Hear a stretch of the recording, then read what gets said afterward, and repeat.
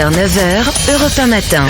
L'édito politique tous les jours à 8h-10 avec Le Figaro. Bonjour Jean-Christophe Buisson. Bonjour Jacques, bonjour à tous. Jean-Christophe, ce matin, vous voulez nous parler de François Bayrou, qui avait un peu disparu des radars de la vie politique et qui sort de son silence dans Le Figaro.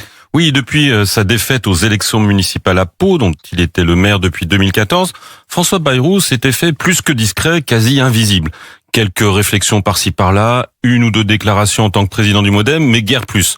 Pour autant, personne ne pouvait vraiment croire que même âgé de 75 ans, l'ancien candidat aux élections présidentielles de 2002, 2007 et 2012 allait se taire à jamais. Un premier retour a été tenté en juin dernier, avec la sortie de son livre. Cela a fait un pchit retentissant. À peine plus de 3000 de nos compatriotes ont acheté son alerte sur la France qui vient, publié aux éditions de l'Observatoire. De quoi trouver les Français bien ingrats avec lui.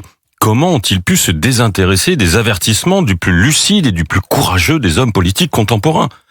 Peut-être parce qu'ils se sont dit que pour avoir été Premier ministre, ministre de la Justice, ministre de l'Éducation nationale, haut-commissaire au plan, député français, député européen, président du Conseil général des Pyrénées-Atlantiques et j'en oublie sûrement, se faire passer pour un Cassandre jamais entendu et ni responsable ni coupable des décisions des gouvernements depuis 30 ans leur paraissait au mieux incongru, au pire indécent.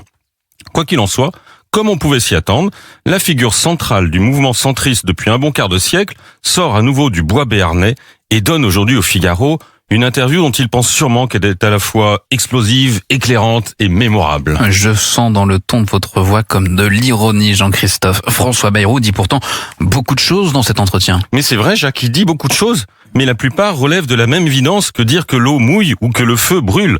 Peut-être que l'élevage de truisme est une spécialité de sa région. Ce que déclare solennellement François Bayrou, que les extrêmes représentent un danger mortel pour notre pays, de la part de quelqu'un ayant construit toute sa carrière en voguant au milieu de ce qu'il nomme le fleuve démocratique, rien que de très classique.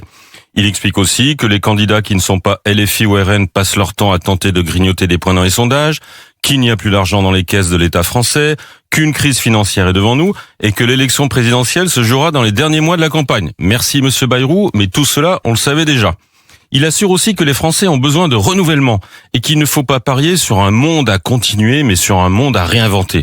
La belle affaire, c'est exactement le discours que tiennent tous les candidats, à commencer par Jean-Luc Mélenchon et Marine Le Pen, mais aussi Gabriel Attal ou Édouard Philippe qui prônent un renversement de la table, ou David Lisnard et Bruno Retailleau qui plaident pour un changement de logiciel de notre République. Et par parenthèse, n'était-ce pas déjà le discours du disruptif Emmanuel Macron et de François Hollande ou de Nicolas Sarkozy qui promettaient chacun à sa manière de faire de grandes réformes structurelles ? Quel candidat à l'Élysée dit aujourd'hui qu'il ne faut surtout rien changer et que tout va bien ? Aucun. Ni à droite, ni à gauche, ni au centre. Si encore François Bayrou proposait des mesures concrètes. Mais ce n'est pas le cas. Il reste dans les pures généralités. Bref, il donne l'impression de parler pour ne rien dire, en tout cas rien d'original ni de rafraîchissant, ce qui est bien dommage vu les températures actuelles. Il n'y a rien à sauver dans cette interview, donc Jean-Christophe ? Allez, ici, lorsqu'il se prononce sur l'identité du candidat de 2027 qui a sa petite préférence. Ce n'est certes pas non plus un scoop, puisqu'il s'agit de Thierry Breton, qui loue notamment pour, je cite, sa capacité d'avant-garde. Mais ce qui est intéressant, c'est sa manière d'évacuer les autres candidats potentiels du bloc central. Édouard Philippe, dans une expression que nous ne commenterons pas, François Bayrou estime que l'ancien Premier ministre n'incarne pas assez le renouvellement, alors que lui-même, François Bayrou, sent que la sève du pays va jaillir. C'est beau comme du Bruno Le Maire. Sébastien Lecornu, pas d'avis sur lui, puisqu'il ne s'est pas officiellement lancé dans la course. Gabriel Attal, il porte, je cite là encore, des idées nuisibles, comme par exemple celle d'un spoil system à la française. Bruno Retailleau, trop ambigu. Mais au fond, le candidat idéal de François Bayrou en 2027, ne serait-il pas François Bayrou lui-même ? Vous êtes taquin, c'était l'édito de Jean-Christophe Buisson du Figaro. Merci Jean-Christophe. À la une du Figaro ce matin, les Iraniens pris en étau entre la guerre et la dictature.